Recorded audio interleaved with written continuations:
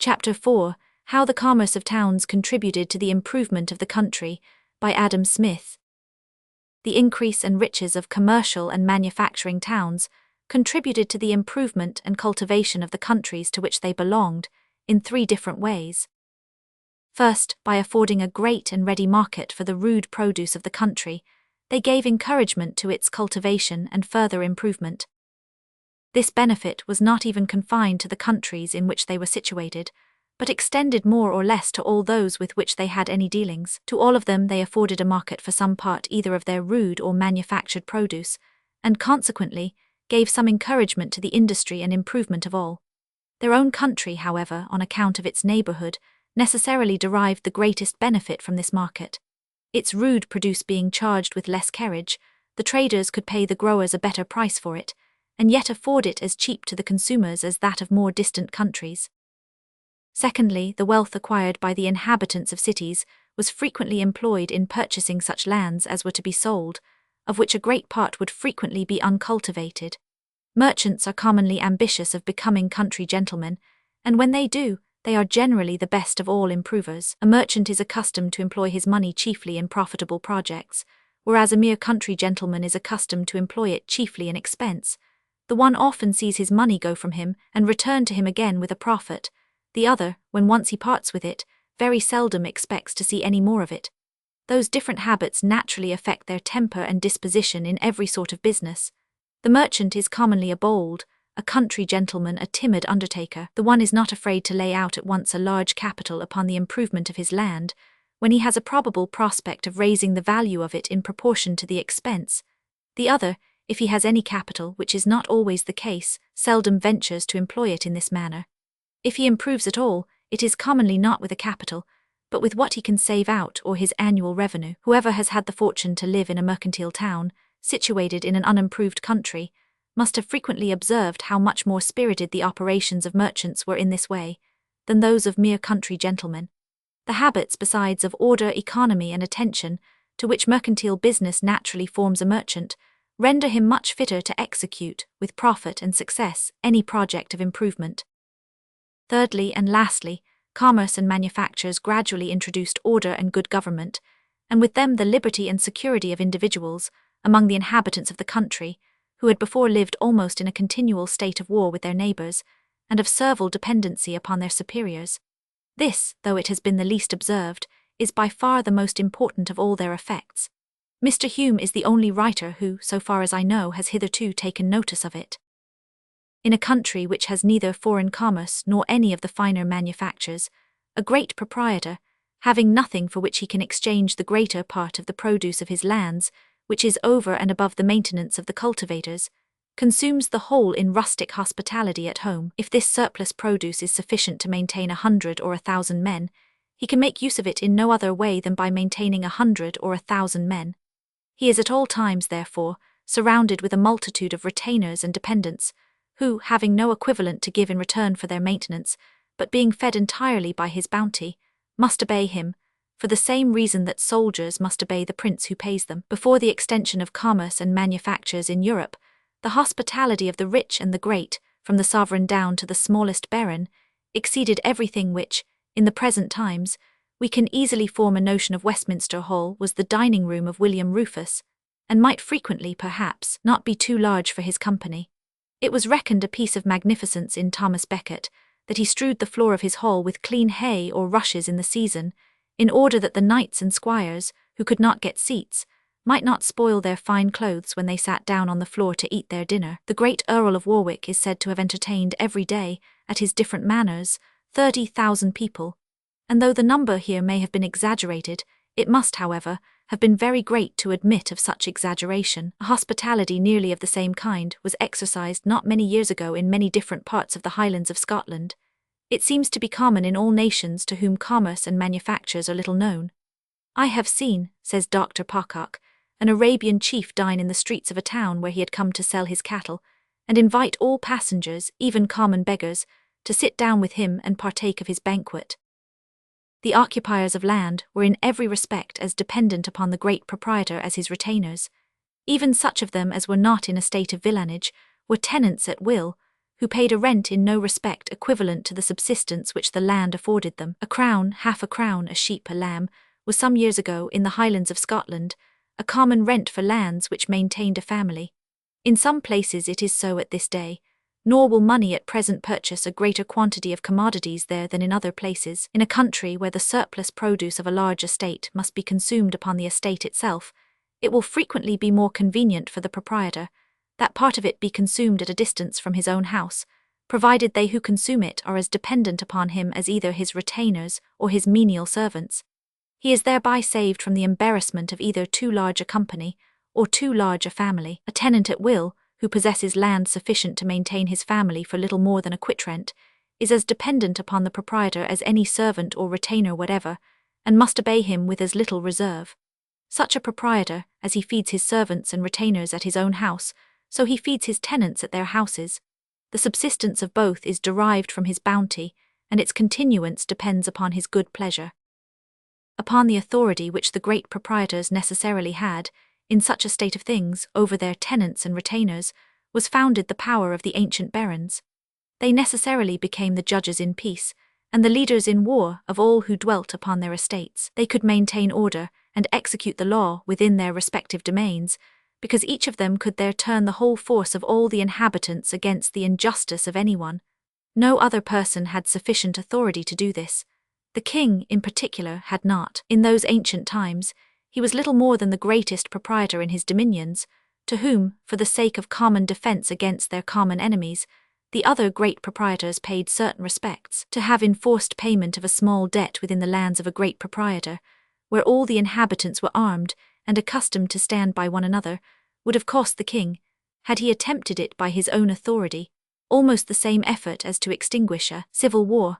He was therefore obliged to abandon the administration of justice through the greater part of the country to those who were capable of administering it, and for the same reason to leave the command of the country militia to those whom that militia would obey. It is a mistake to imagine that those territorial jurisdictions took their origin from the feudal law. Not only the highest jurisdictions, both civil and criminal, but the power of levying troops, of coining money, and even that of making bylaws for the government of their own people, were all rights possessed allodially by the great proprietors of land, several centuries before even the name of the feudal law was known in Europe. The authority and jurisdiction of the Saxon lords in England appear to have been as great before the conquest as that of any of the Norman lords after it. But the feudal law is not supposed to have become the common law of England till after the conquest. That the most extensive authority and jurisdictions were possessed by the great lords in France allodially, long before the feudal law was introduced into that country, is a matter of fact that admits of no doubt. That authority and those jurisdictions all necessarily flowed from the state of property and manners just now described. Without remounting to the remote antiquities of either the French or English monarchies, we may find in much later times many proofs that such effects must always flow from such causes. It is not 30 years ago since Mr. Cameron of Lochiel, a gentleman of Lochaber in Scotland without any legal warrant whatever, not being what was then called a lord of regality, nor even a tenant-in-chief, but a vassal of the Duke of Argyll, and without being so much as a justice of peace, used, notwithstanding, to exercise the highest criminal jurisdictions over his own people. He is said to have done so with great equity, though without any of the formalities of justice, and it is not improbable that the state of that part of the country at that time made it necessary for him to assume this authority in order to maintain the public peace. That gentleman, whose rent never exceeded £500 a year, carried in 1745 800 of his own people into the rebellion with him. The introduction of the feudal law, so far from extending, may be regarded as an attempt to moderate the authority of the great allodial lords. It established a regular subordination, accompanied with a long train of services and duties, from the king down to the smallest proprietor. During the minority of the proprietor, the rent, together with the management of his lands, fell into the hands of his immediate superior, and consequently those of all great proprietors into the hands of the king, who was charged with the maintenance and education of the pupil, and who, from his authority as guardian, was supposed to have a right of disposing of him in marriage, provided it was in a manner not unsuitable to his rank. But though this institution necessarily tended to strengthen the authority of the king, and to weaken that of the great proprietors, It could not do either sufficiently for establishing order and good government among the inhabitants of the country, because it could not alter sufficiently that state of property and manners from which the disorders arose. The authority of government still continued to be, as before, too weak in the head, and too strong in the inferior members, and the excessive strength of the inferior members was the cause of the weakness of the head. After the institution of feudal subordination, the king was as incapable of restraining the violence of the great lords as before. They still continued to make war according to their own discretion, almost continually upon one another, and very frequently upon the king, and the open country still continued to be a scene of violence, rapine, and disorder. But what all the violence of the feudal institutions could never have effected, the silent and insensible operation of foreign commerce and manufactures gradually brought about. These gradually furnished the great proprietors with something for which they could exchange the whole surplus produce of their lands, and which they could consume themselves, without sharing it either with tenants or retainers. All for ourselves, and nothing for other people, seems in every age of the world to have been the vile maxim of the masters of mankind. As soon, therefore, as they could find a method of consuming the whole value of their rents themselves, they had no disposition to share them with any other persons. For a pair of diamond buckles, perhaps, or for something as frivolous and useless, they exchanged the maintenance, or, what is the same thing, the price of the maintenance of 1,000 men for a year, and with it the whole weight and authority which it could give them. The buckles, however, were to be all their own, and no other human creature was to have any share of them, whereas in the more ancient method of expense they must have shared with at least 1,000 people. With the judges that were to determine the preference, this difference was perfectly decisive, and thus, for the gratification of the most childish, the meanest, and the most sordid of all vanities, they gradually bartered their whole power and authority. In a country where there is no foreign commerce, nor any of the finer manufactures, a man of £10,000 a year cannot well employ his revenue in any other way than in maintaining, perhaps, 1,000 families, who are all of them necessarily at his command. In the present state of Europe, a man of £10,000 a year can spend his whole revenue, and he generally does so, without directly maintaining 20 people, or being able to command more than 10 footmen, not worth the commanding. Indirectly, perhaps, he maintains as great, or even a greater number of people, than he could have done by the ancient method of expense, for though the quantity of precious productions for which he exchanges his whole revenue be very small, the number of workmen employed in collecting and preparing it must necessarily have been very great. Its great price generally arises from the wages of their labor, and the profits of all their immediate employers. By paying that price, he indirectly pays all those wages and profits, and thus indirectly contributes to the maintenance of all the workmen and their employers. He generally contributes, however, but a very small proportion to that of each, to a very few perhaps not a tenth, to many not 100th, and to some not 1,000th, or even a 10,000th part of their whole annual maintenance. Though he contributes, therefore, to the maintenance of them all, they are all more or less independent of him, because generally they can all be maintained without him. When the great proprietors of land spend their rents in maintaining their tenants and retainers, each of them maintains entirely all his own tenants and all his own retainers. But when they spend them in maintaining tradesmen and artificers, they may, all of them taken together, perhaps maintain as great, or, on account of the waste which attends rustic hospitality, a greater number of people than before. Each of them, however, taken singly, contributes often but a very small share to the maintenance of any individual of this greater number. Each tradesman or artificer derives his subsistence from the employment, not of one, but of 100 or 1,000 different customers. Though in some measure obliged to them all, therefore, he is not absolutely dependent upon any one of them.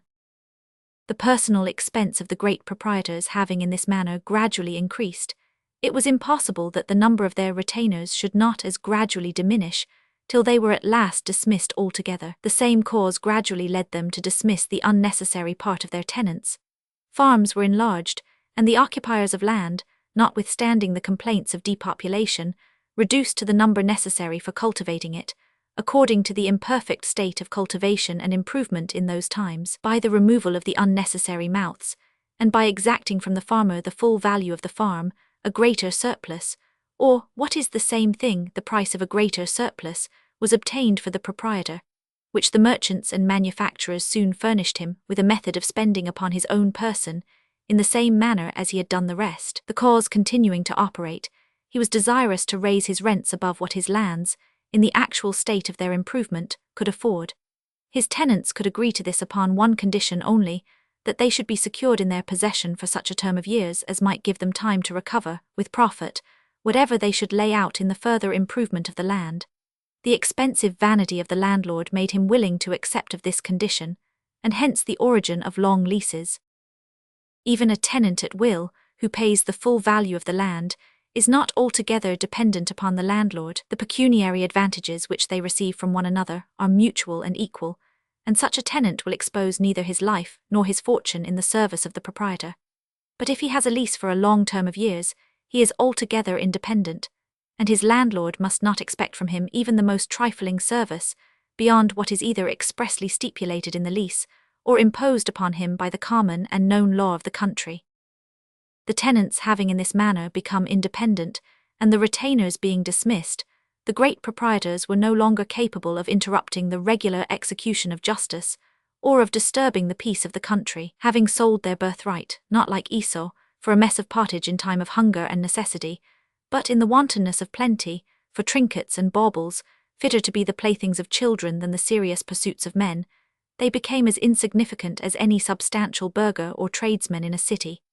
A regular government was established in the country as well as in the city, nobody having sufficient power to disturb its operations in the one, any more than in the other.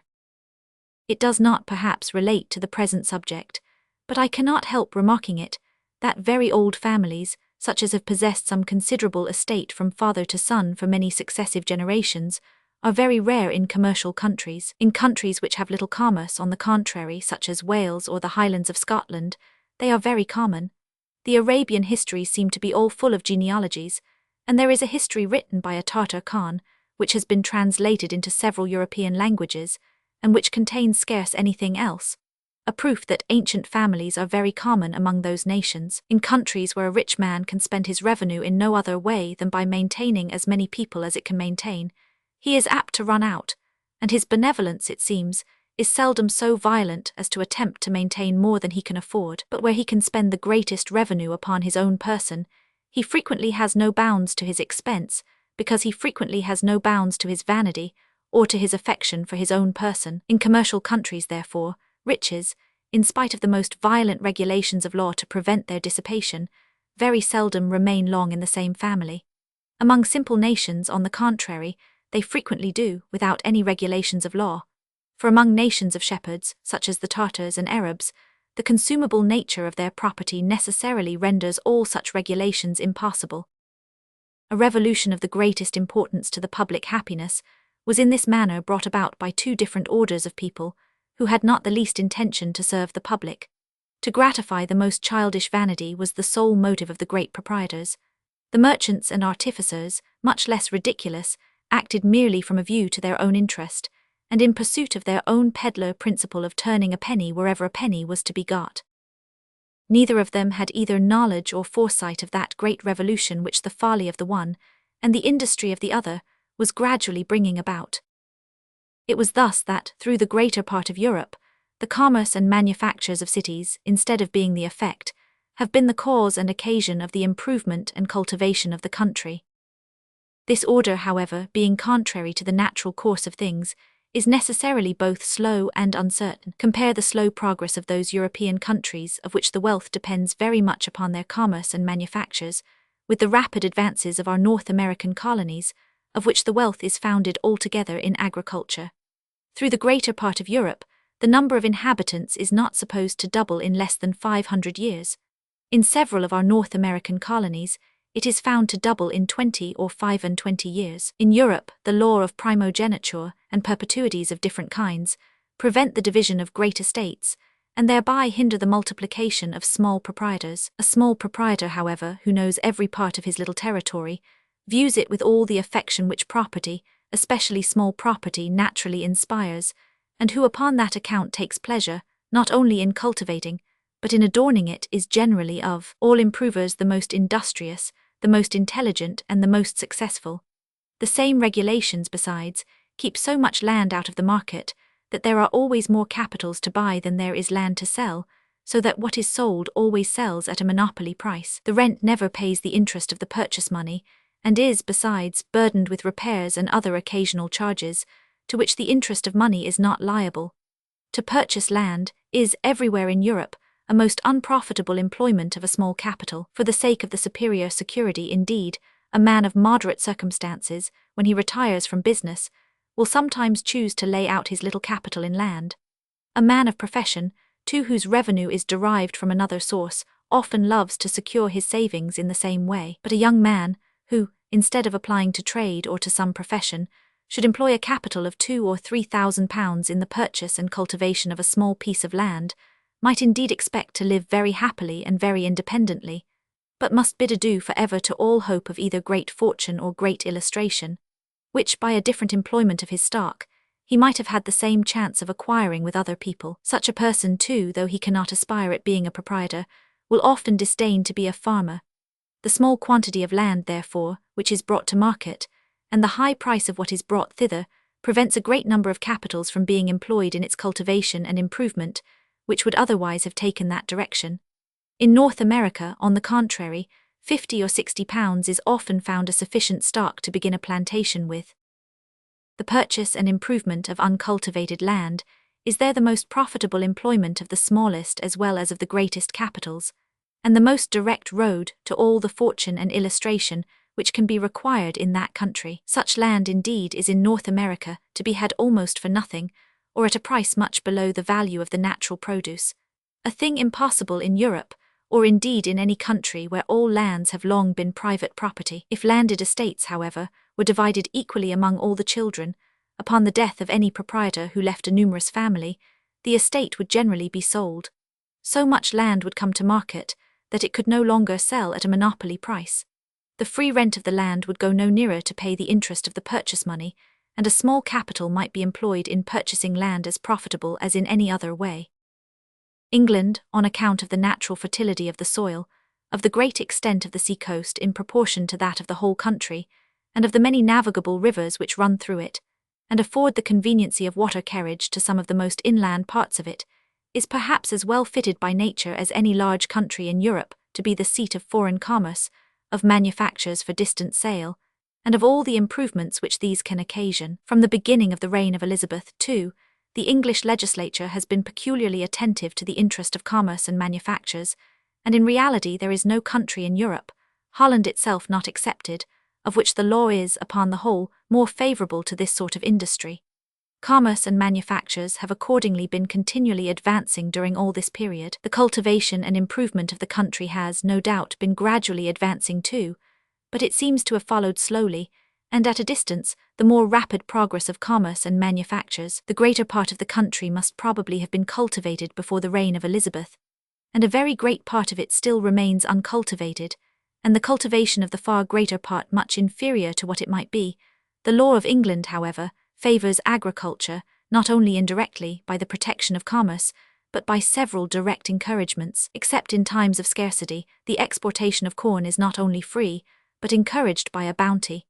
In times of moderate plenty, the importation of foreign corn is loaded with duties that amount to a prohibition.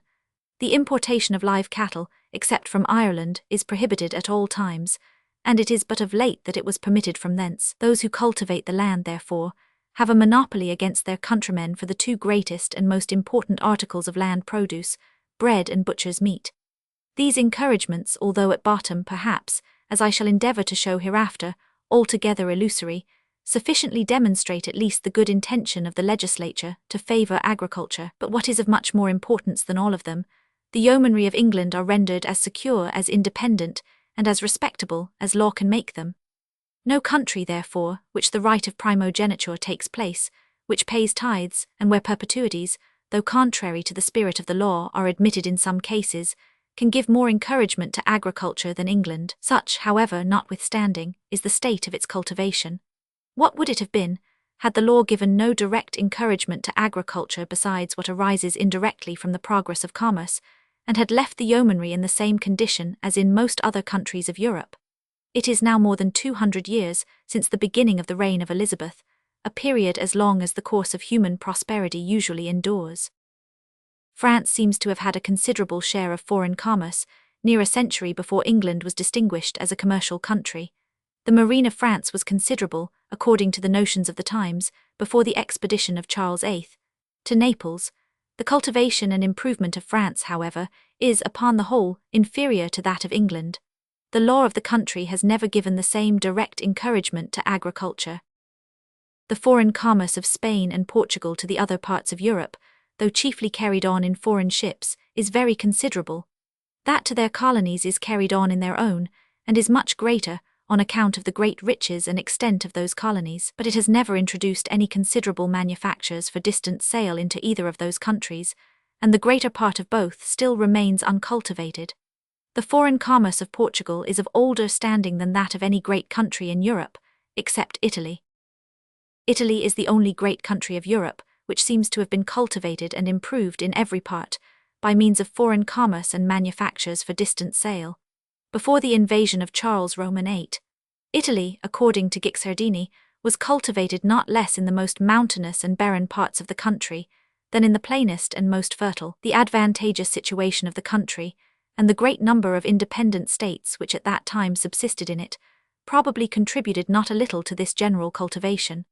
It is not impossible, too, notwithstanding this general expression of one of the most judicious and reserved of modern historians, that Italy was not at that time better cultivated than England is at present. The capital, however, that is acquired to any country by commerce and manufactures, is always a very precarious and uncertain possession, till some part of it has been secured and realized in the cultivation and improvement of its lands.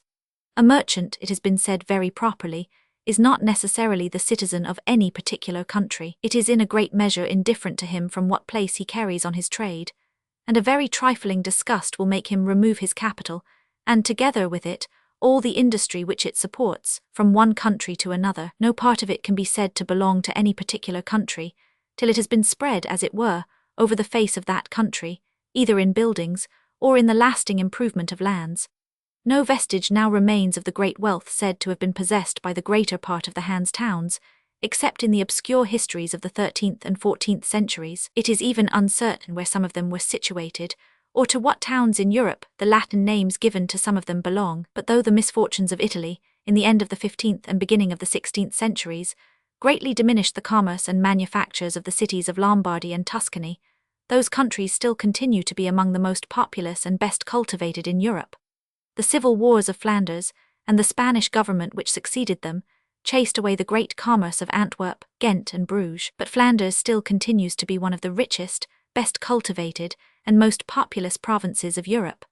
The ordinary revolutions of war and government easily dry up the sources of that wealth which arises from commerce only. That which arises from the more solid improvements of agriculture is much more durable, and cannot be destroyed but by those more violent convulsions occasioned by the depredations of hostile and barbarous nations, continued for a century or two together, such as those that happened for some time before and after the fall of the Roman Empire in the western provinces of Europe.